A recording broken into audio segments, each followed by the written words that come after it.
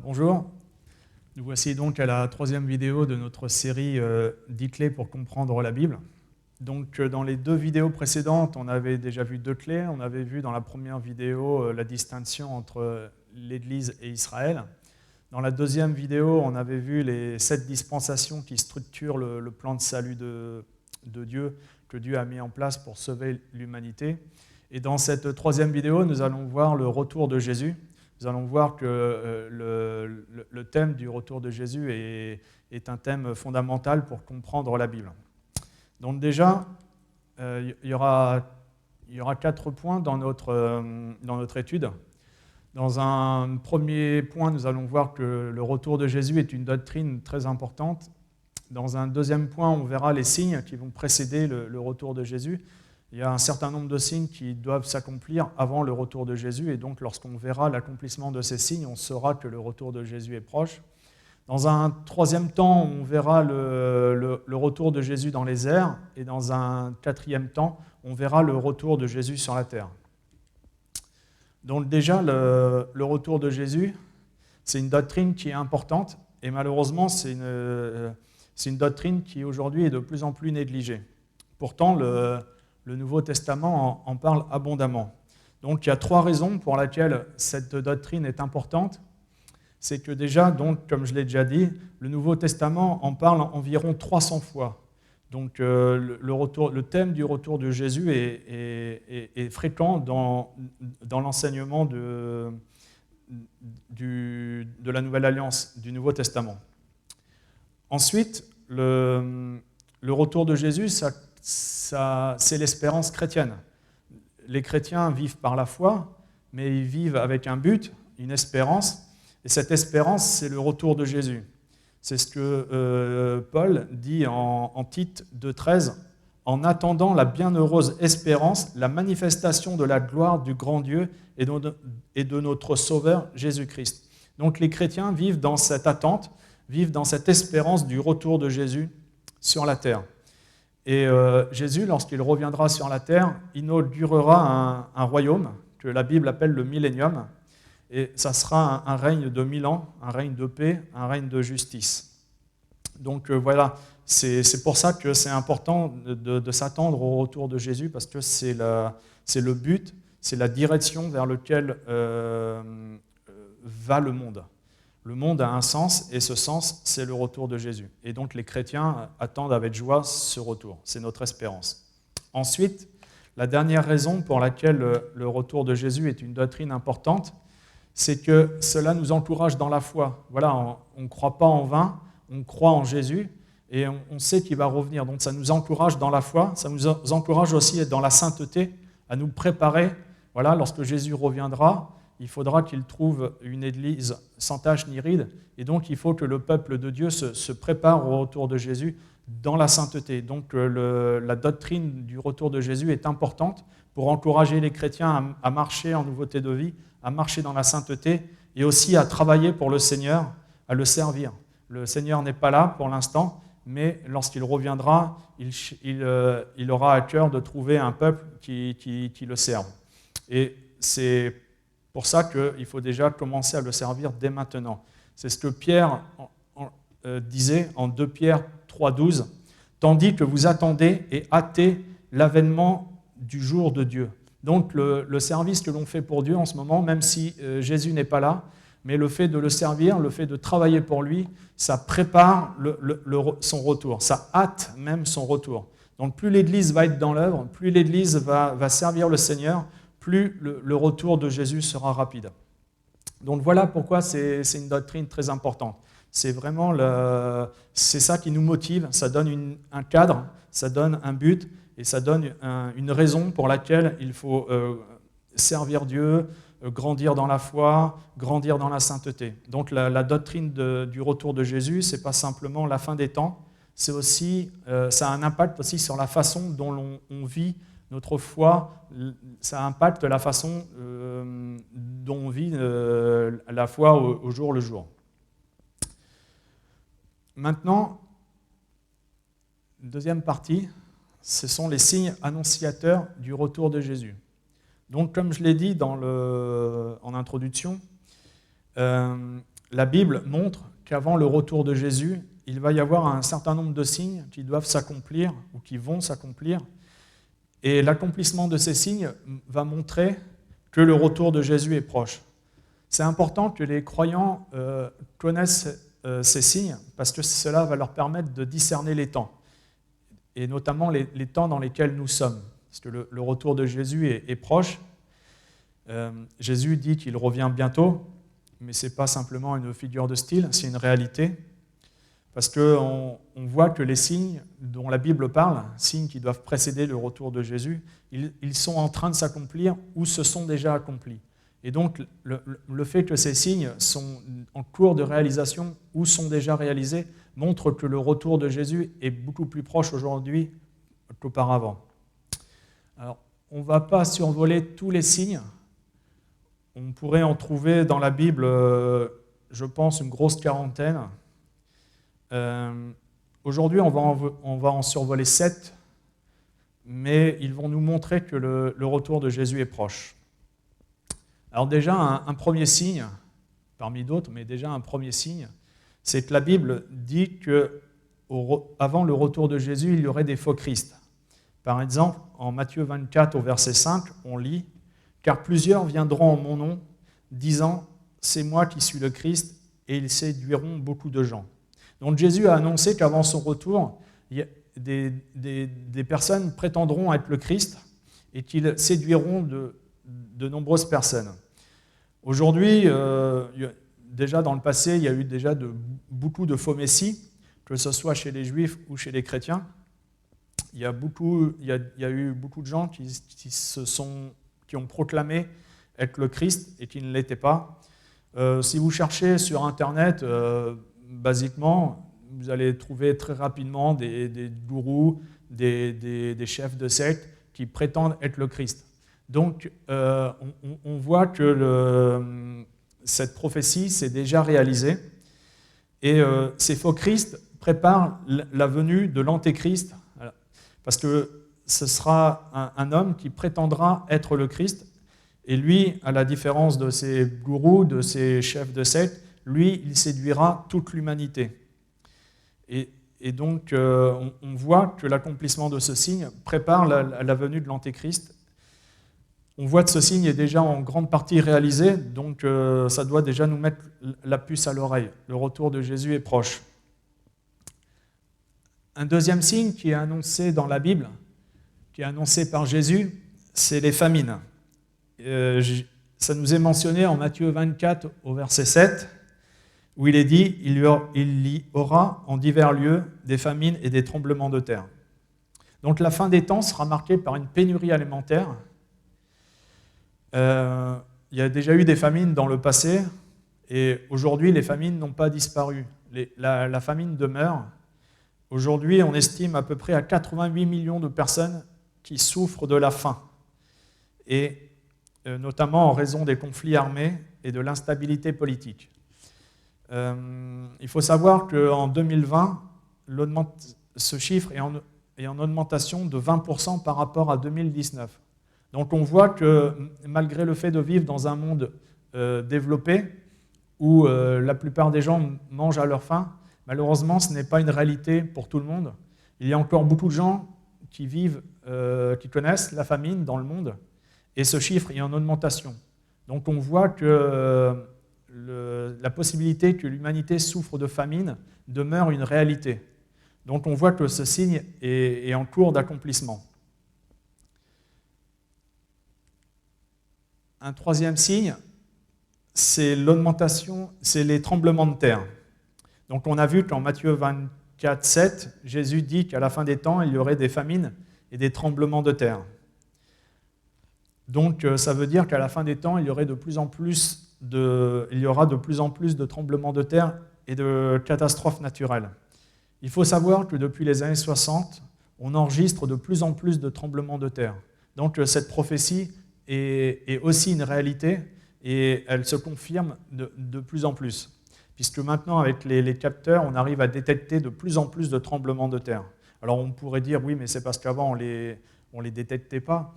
Mais malgré tout, on voit que quand même d'année en année, la terre tremble de plus en plus. Un quatrième signe qui annonce le retour de Jésus, c'est le retour des Juifs en Israël.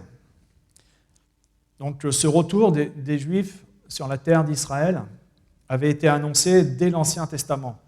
On trouve dès l'Ancien Testament de nombreuses prophéties qui annoncent qu'un jour les Juifs seront dispersés parmi les nations, parmi les peuples de la terre, et qu'au bout d'une très longue période, Dieu les rassemblera à nouveau en terre d'Israël. C'est ce que, par exemple, on lit en Ézéchiel 11, 17. « Ainsi parle le Seigneur l'Éternel, je vous rassemblerai du milieu des peuples, je vous recueillerai des pays où vous êtes dispersés, et je vous donnerai la terre d'Israël. » Donc, dans l'Ancien Testament, Dieu avait déjà annoncé que le peuple d'Israël serait dispersé parmi les nations, parmi les peuples, mais que Dieu allait le recueillir, que Dieu allait le rassembler, et que le peuple juif retournerait à nouveau dans la terre d'Israël. Et cette prophétie s'est réalisée parce que depuis 1948, Israël est devenu une nation indépendante et souveraine.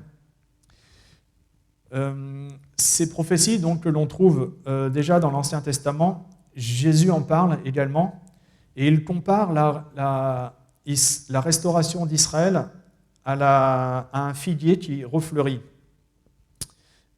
Et Jésus a prophétisé que lorsqu'on verrait le figuier refleurir, on saura que son retour est proche.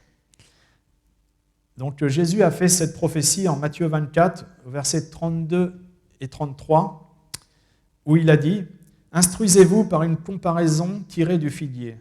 Dès que ses branches deviennent tendres et que les feuilles poussent, vous connaissez que l'été est proche. De même, quand vous verrez toutes ces choses, sachez que le Fils de l'homme est proche à la porte. » Donc le figuier, pour bien comprendre la métaphore, c'est que le figuier dans la Bible, c'est le symbole d'Israël. Israël est symbolisé de différentes façons dans la Bible, par exemple par la vigne, mais également par le figuier. Et donc lorsque Jésus dit que lorsqu'on verrait le figuier refleurir, ça veut dire que l'on verra renaître la nation d'Israël. Et il précise bien que lorsqu'on verrait ces choses, sachez que le Fils de l'homme est proche à la porte. Et en méditant ce matin à nouveau sur ces versets, je me suis aperçu que Jésus dit que le Fils de l'homme est proche à la porte. Et il utilise un peu deux fois le même genre d'expression pour dire qu'il est proche, il est à la porte. Donc on voit que Jésus insiste sur le fait que lorsque cette prophétie se réalisera, le retour de Jésus sera imminent. Et donc, comme cette prophétie s'est réalisée depuis 1948, on voit que nous sommes clairement dans les temps de la fin. Nous sommes vraiment dans les temps qui ont été prophétisés. Et nous vivons des temps prophétiques. Le retour de Jésus est proche. Ce n'est pas simplement une figure de style, ça devient une réalité. Parce que de jour en jour, on voit les prophéties à la fois de l'Ancien et du Nouveau Testament se réaliser à la lettre. Et il faut vraiment être attentif. Parce que ça nous montre que Jésus revient bientôt. Un cinquième signe qui est mentionné dans la Bible et par Jésus, c'est le signe de Jérusalem. Jésus a dit en Luc 21, 24, « Ils tomberont sous le tranchant de l'épée, ils seront emmenés captifs parmi les nations, et Jérusalem sera foulée aux pieds par les nations, jusqu'à ce que le temps des nations soit accompli. » Donc là, Jésus a fait une prophétie claire. Il a annoncé que Jérusalem sera détruite. Donc il dit, ils tomberont sous le tranchant de l'épée, ils seront emmenés captifs parmi les nations. Donc Jésus a annoncé clairement que Jérusalem, la nation d'Israël, disparaîtrait, que les Juifs seraient dispersés parmi les nations, ils seront emmenés captifs parmi toutes les nations, et Jérusalem sera foulée aux pieds par les nations. Et donc Jésus a annoncé que la ville de Jérusalem passerait sous la domination des nations. Et cette domination de la ville de Jérusalem par des nations étrangères, Jésus l'appelle le temps des nations. Et ce temps des nations a été une réalité parce que Jérusalem a été occupée par de nombreuses nations. Lorsqu'on fait un survol rapide de l'histoire de Jérusalem, on voit qu'après la disparition d'Israël, après la dispersion des Juifs, la ville de Jérusalem a été occupée rapidement par les Romains, par les Byzantins, par les Arabes, par les Croisés, par les Ottomans et par les Anglais. Il y a peut-être d'autres nations, mais on voit qu'il y a toute une série de nations qui se sont succédées en terre d'Israël et notamment à Jérusalem et qui ont occupé la ville de Jérusalem. Et donc la prophétie de Jésus s'est accomplie à la lettre parce que les nations se sont succédées dans la ville de Jérusalem. Et Jérusalem a changé plusieurs fois de main, on va dire, et a été occupée par différentes nations. Donc on voit que cette prophétie de Jésus a été accomplie à la lettre. Mais Jésus annonce aussi la fin des temps des nations. Il annonce donc que cette domination de Jérusalem par des nations étrangères prendra fin. Et on sait que depuis 1967, Jérusalem est redevenue une ville juive, une ville israélienne. Et donc, la prophétie de Jésus s'est accomplie vraiment à la lettre. Et maintenant, le temps des nations est terminé. Israël est à nouveau une ville juive, à part le mont du Temple, qui échappe encore à la souveraineté israélienne. Mais en dehors du mont du Temple, la ville de Jérusalem est une ville juive. Et donc, ça nous montre également que le temps que nous sommes dans l'époque qui précède le retour de Jésus, et que ce retour est proche, puisque cette prophétie a été accomplie à la lettre. Un sixième signe qui annonce le retour de Jésus, c'est l'évangélisation du monde. Jésus a annoncé en Matthieu 24, 14, « Cette bonne nouvelle du royaume sera prêchée dans le monde entier pour servir de témoignage à toutes les nations, alors viendra la fin. » Jésus avait donné cet ordre à ses disciples d'annoncer l'évangile, d'abord à Jérusalem, en Judée, en Galilée et jusqu'aux extrémités de la terre. Et il avait prophétisé que toutes les nations seront atteintes par l'évangile. Cette bonne nouvelle du royaume sera prêchée dans le monde entier. Donc le monde entier allait entendre la bonne nouvelle. Et il dit que lorsque ce témoignage aura été accompli et que toutes les nations auront entendu l'évangile, alors viendra la fin. Aujourd'hui, l'évangélisation mondiale est devenue pratiquement une réalité. Mis à part quelques peuples, on estime qu'environ 70% de la population mondiale a déjà entendu l'évangile d'une façon ou d'une autre. Donc on voit que cette évangélisation mondiale prophétisée par Jésus est presque accomplie. Elle n'est pas encore totalement accomplie. On ne peut pas dire que ce signe est totalement accompli, mais ce signe est en cours d'accomplissement. Et de plus en plus de peuples reçoivent le témoignage de l'Évangile à travers des missionnaires, à travers la distribution de Bibles, mais aussi maintenant à travers les mass médias, l'Internet, etc. Donc, de plus en plus de personnes entendent l'Évangile. Et donc, ce signe est en cours d'accomplissement. Donc, on voit que le retour de Jésus est proche, puisque la bonne nouvelle est prêchée pratiquement à toutes les nations. Enfin, un septième signe qui va annoncer le retour de Jésus, c'est l'apostasie. Il nous est dit en 1 Timothée 4, 1, « Mais l'Esprit dit expressément que dans les derniers temps, quelques-uns abandonneront la foi pour s'attacher à des esprits séducteurs et des doctrines de démons. » Donc il est dit qu'à la fin des temps, quelques-uns abandonneront la foi, c'est-à-dire des personnes qui ont reçu la foi ou qui ont connu l'Évangile, qui ont entendu parler de Jésus, qui ont cru d'une façon ou d'une autre, se détourneront de la foi, se détourneront de l'Évangile pour s'attacher à des esprits séducteurs et à des doctrines de démons. L'apostasie, donc le rejet de la foi, elle a deux facettes. L'apostasie, déjà, elle est morale. C'est lorsqu'on rejette les valeurs qui sont professées par la foi chrétienne. La foi implique un certain nombre d'attitudes, implique une éthique, et cette éthique, on appelle couramment l'éthique judéo-chrétienne, avait dominé les pays occidentaux jusqu'au XXe siècle. Et depuis environ 1-2 siècles, cette éthique, ces valeurs judéo-chrétiennes sont rejetées par le monde occidental. Donc on voit ici l'accomplissement de cette prophétie. On voit que l'Occident qui a été longtemps l'Occident chrétien, maintenant n'est plus un Occident chrétien, puisqu'il rejette les valeurs judéo-chrétiennes et qu'il rejette la morale chrétienne, la morale judéo-chrétienne. Et donc on voit vraiment l'accomplissement des paroles de Jésus, puisque maintenant il y a vraiment un rejet de la morale. Il y a une apostasie au niveau de la morale. Mais l'apostasie, elle n'est pas simplement au niveau de la morale, elle est aussi au niveau de la doctrine. L'apostasie, c'est aussi rejeter les vérités qui sont contenues dans la Bible. Et on voit que malheureusement aujourd'hui, dans de nombreuses églises, les vérités fondamentales de la Bible sont rejetées. Par exemple, il y a des églises, pour ne pas les citer, mais il y a des églises qui rejettent, par exemple, la parole de Dieu, qui disent la parole de Dieu n'est pas inspirée de Dieu, c'est une parole humaine. Ou il y a des églises, par exemple, qui rejettent l'enfer. Donc on voit qu'il y a un rejet des doctrines fondamentales, même dans l'Église. Et donc on voit que cette apostasie est une réalité, à la fois dans l'Église, mais aussi dans la société. Et donc ça nous montre que nous sommes vraiment à la fin des temps, puisque la prophétie qui avait été annoncée par Paul s'accomplit jour après jour. Jour après jour, on voit que notre société, que les églises, que les chrétiens rejettent de plus en plus les vérités, la morale, l'éthique chrétienne. Donc, on a vu 7 signes, mais on voit vraiment que ces signes sont en cours de réalisation ou se sont réalisés. Et donc, pour encore réinsister, ça nous montre que Jésus est vraiment à la porte, que le retour de Jésus est vraiment proche.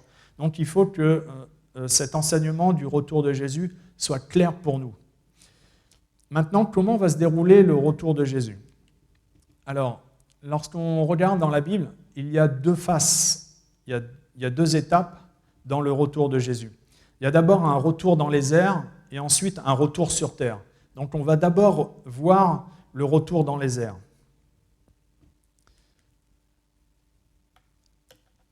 Déjà, il faut bien avoir à l'esprit que Jésus revient pour son Église, que Jésus revient pour prendre son Église. Il nous a fait cette promesse en Jean 14, au verset 2 et 3, où il dit « Il y a plusieurs demeures dans la maison de mon Père. Si cela n'était pas, je vous l'aurais dit. Je vais vous préparer une place, et lorsque je m'en serai allé, je vous aurai préparé une place, je reviendrai et je vous prendrai avec moi, afin que là où je suis, vous y soyez aussi. » Donc Jésus a annoncé clairement à ses disciples qu'il retournait auprès du Père, préparer une place, et qu'il allait revenir prendre son Église, afin que son Église soit avec lui au ciel. Donc le retour de Jésus, il est avant tout pour son Église, pour son peuple. Donc comment va se dérouler ce retour dans les airs? Donc c'est mentionné en 1 Thessaloniciens 4 au verset 16 et 17 où Paul nous dit « Car le Seigneur lui-même a un signal donné, à la voix d'un archange et au son de la trompette, descendra du ciel, et les morts en Christ ressusciteront premièrement. Ensuite, nous les vivants qui serons restés, nous serons tous ensemble enlevés avec eux dans les nuées, à la rencontre du Seigneur dans les airs. Ainsi, nous serons toujours avec le Seigneur. » Donc Paul décrit comment va se passer ce retour dans les airs. Il dit déjà que c'est le Seigneur lui-même qui en prendra l'initiative. Car le Seigneur lui-même a un signal donné, donc c'est le Seigneur lui-même qui va donner le signal de son retour. Et ensuite, on voit qu'il y a comme un processus qui se met en place, puisqu'il est dit qu'un archange sonnera une trompette, et qu'au moment où cette trompette sera sonnée, premièrement, les morts en Christ ressusciteront. Donc les premiers à aller à la rencontre du Seigneur dans les airs, ce seront les morts en Christ. Donc tous ceux qui sont morts depuis des siècles, enfin tous les chrétiens morts depuis des siècles, tous ceux qui ont cru en Jésus depuis des siècles, ressusciteront, sortiront des tombes et iront à la rencontre du Seigneur. Dans un deuxième temps, mais qui est très très proche, en réalité, qui est pratiquement à la suite, c'est les croyants qui sont vivants, donc c'est ce que Paul dit, nous les vivants qui serons restés, donc les croyants en Christ qui seront vivants au moment du retour de Jésus dans les airs, seront enlevés après les morts. Et ils iront avec les morts à la rencontre du Seigneur dans les airs, et à ce moment-là, il n'y aura plus rien qui pourra séparer les croyants de Jésus-Christ. C'est pour ça que Paul dit, ainsi nous serons toujours avec le Seigneur. Donc on voit qu'il y a trois phases dans ce retour de Jésus dans les airs. D'abord, Jésus qui descend du ciel, les morts qui ressuscitent, les croyants qui sont transformés et qui vont à la rencontre du Seigneur. Ces vivants, ces croyants vivants qui sont enlevés et qui vont directement à la rencontre du Seigneur, la Bible l'appelle l'enlèvement. Mais qu'est-ce qui se passera exactement pour ceux qui sont vivants à ce moment-là ? Paul en parle en 1 Corinthiens 15, au verset 51 à 54. « Voici, je vous dis un mystère, nous ne mourrons pas tous, mais tous seront changés en un instant, en un clin d'œil à la dernière trompette. La trompette sonnera et les morts ressusciteront incorruptibles. Et nous serons changés, car il faut que ce corps corruptible revête l'incorruptibilité et que ce corps mortel revête l'immortalité. » Donc on voit, là Paul nous donne plus de détails sur ce qui va se passer au moment de l'enlèvement. Donc les morts ressusciteront et ils recevront un corps incorruptible. Donc les morts sortiront des tombes et l'âme des morts retrouvera le corps et ils auront un corps incorruptible. Et les vivants, eux, ils seront changés en un instant. Eux, comme ils n'auront pas connu la mort, les croyants vivants n'auront pas connu la mort, donc ils n'auront pas connu cette séparation entre l'âme et le corps. Et donc eux, ils seront changés en un instant et eux recevront immédiatement le corps incorruptible. Donc voilà un peu pour ce qui est du retour dans les airs que la Bible appelle l'enlèvement. Maintenant, la deuxième phase du retour de Jésus, qui est le retour sur la terre.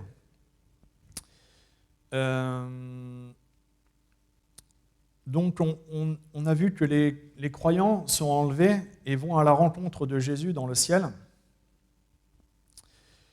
Et ils vont rester 7 ans dans le ciel avec Jésus. Et pendant ce temps, sur la terre, se déroulera la grande tribulation, qui doit durer 7 ans. Et ensuite, à la fin de cette grande tribulation de 7 ans, Jésus reviendra avec les saints pour juger les nations et pour régner sur la terre durant 1000 ans. Donc maintenant, on va parler de ce retour de Jésus sur la terre. Comment il va se dérouler ?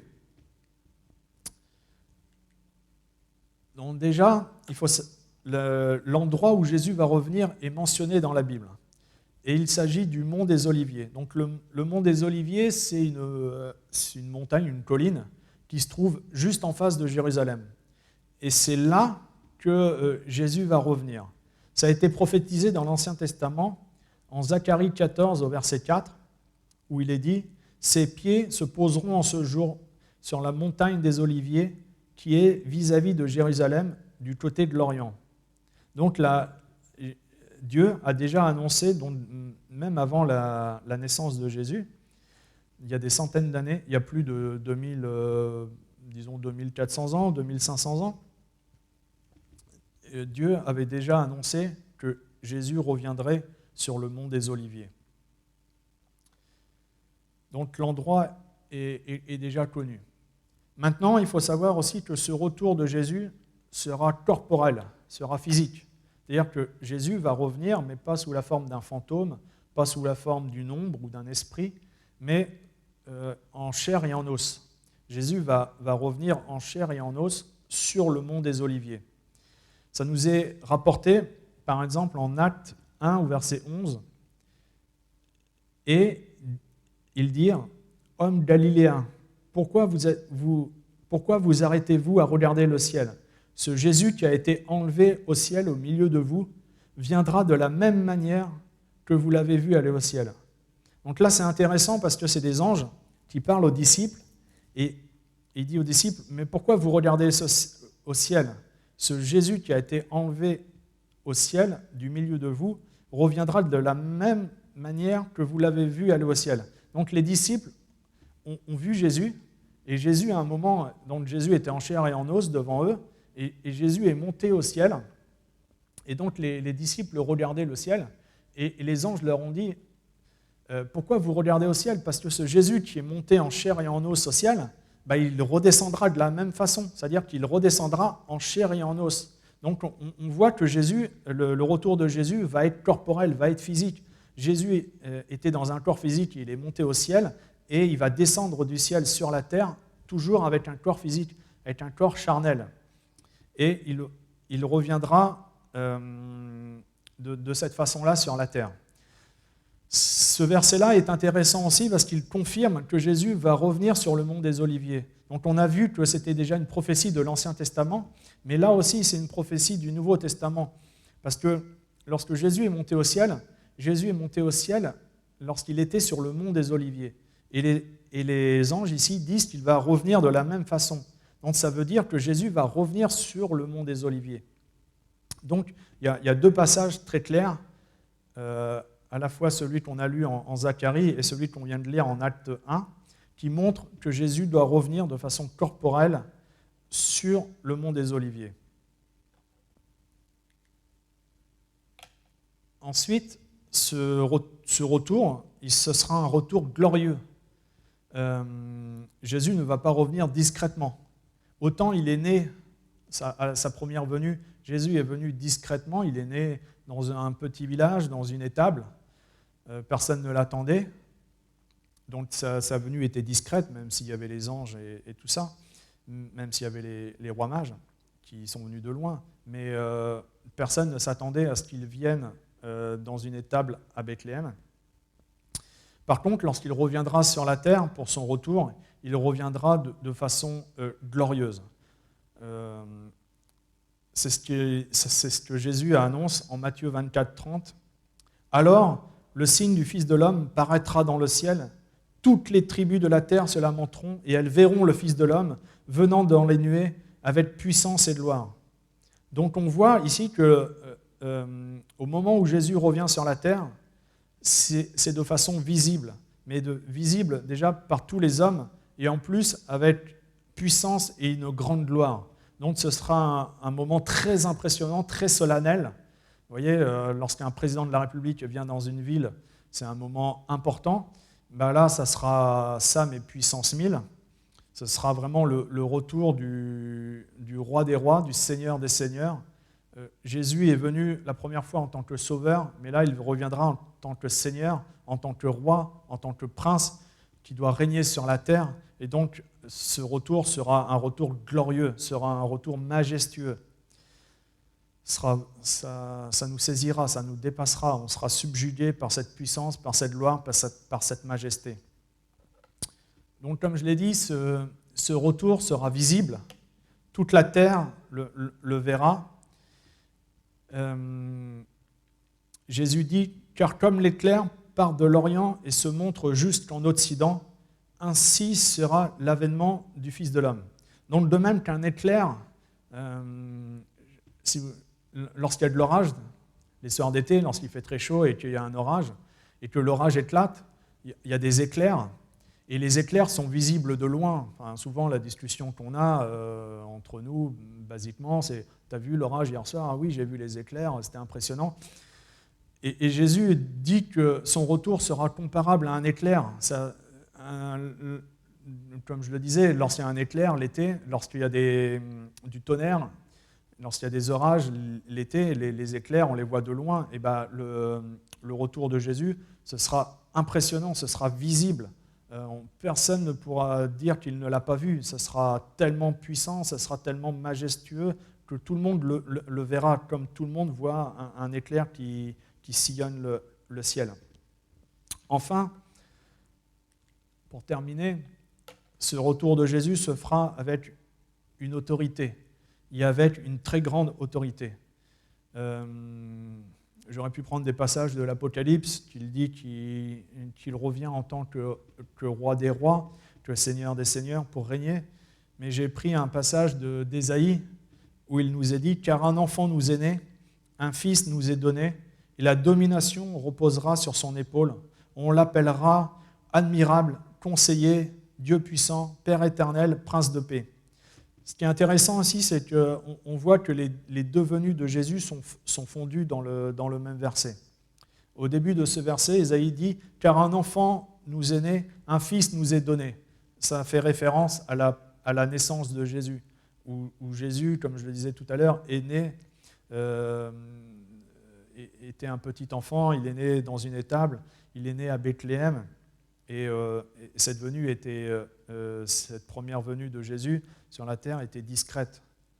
Donc ici, Ésaïe, lorsqu'il dit « Car un enfant nous est né, un fils nous est donné », il parle de la première venue de Jésus sur la terre, qui est venu en tant qu'enfant, qui a grandi, qui est devenu adulte, qui est mort à la croix, qui a été enseveli et qui est ressuscité. Mais ensuite, dans la deuxième partie de ce verset, Ésaïe dit « Et la domination reposera sur son épaule ». Ici, le mot domination, il y a d'autres traductions qui disent la souveraineté. Et même dans la Bible Martin, je crois, il est dit l'empire reposera sur son épaule. Donc là, il est mention de sa seconde venue et de sa venue sur la terre. Lorsque Jésus reviendra, ce ne sera pas de façon discrète, comme on l'a vu, ce sera de façon puissante, de façon majestueuse, mais ce sera aussi pour régner, ce sera pour exercer une autorité. Il est venu en tant que sauveur, il est venu pour sauver, pour racheter l'humanité lors de la première venue, mais dans la deuxième venue, il viendra prendre possession de son royaume, il viendra établir son royaume. Et ce royaume sera un royaume universel. Ce sera Jésus qui dirigera l'ensemble du monde, l'ensemble de l'univers. C'est pour ça que l'on peut dire il sera souverain, l'empire reposera sur son épaule. De même qu'un empire, c'est un vaste,